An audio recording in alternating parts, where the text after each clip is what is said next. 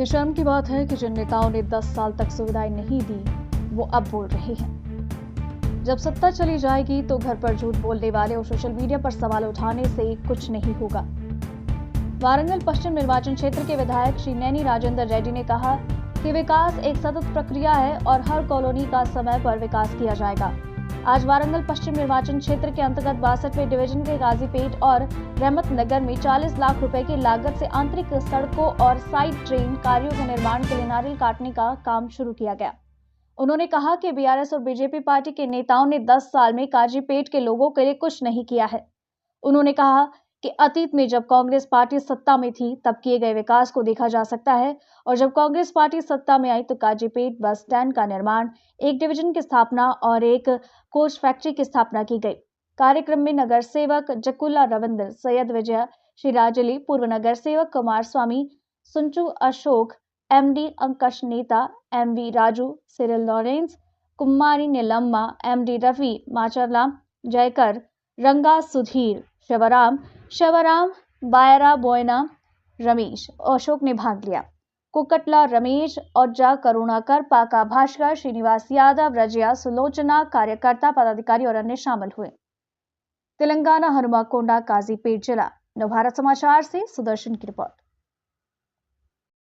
సిగ్గు శరం లజ్జ అనేది మూడు కనుక్కుంటే మాట్లాడొద్దు, వాళ్ళ అర్హత లేదు వాళ్ళకు. మీ ఉదాహరణకు కాజీపేట బ్రిడ్జ్ ఆగిపోతేనే ఇంతవరకు స్టార్ట్ చేయలేని ఎదవలు మాట్లాడితే అర్హత ఉన్నదా? రోడ్డు కింద మునిగిపోతుంటే మేము గతంలో 25 ఏళ్ల కింద గుంటి కుమారస్వామి పోసిన రోడ్ ఇది.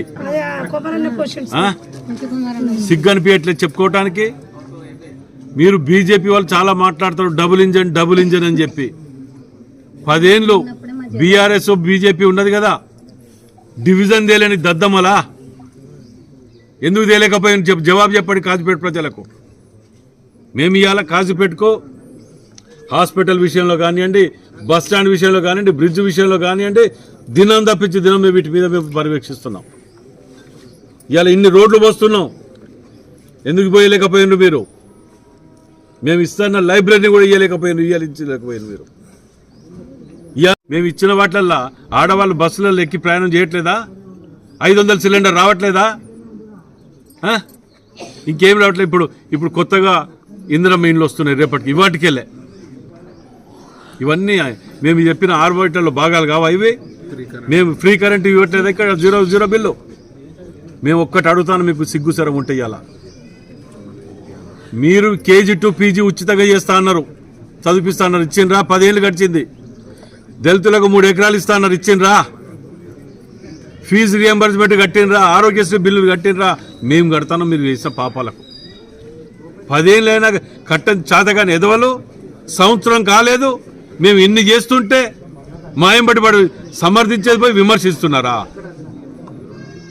ప్రజలారా మీరు గమనించండి, ఇలాంటి ఎదవలు ప్రజలలోకి వచ్చి మేం చేసే అభివృద్ధిని తప్పుదోవ పట్టించే ప్రయత్నాలు చేస్తున్నారు.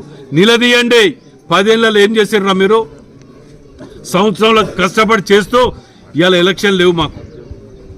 మేము గెలిచిన తెల్లారికెళ్ళి ప్రజలలో ఉన్నాం మేము. మీరు ఓడిపోగానే ఇవ్వని వాడి ఇళ్లలో పన్నాడు. ఎవరైనా బయటకు వచ్చిండ్రా?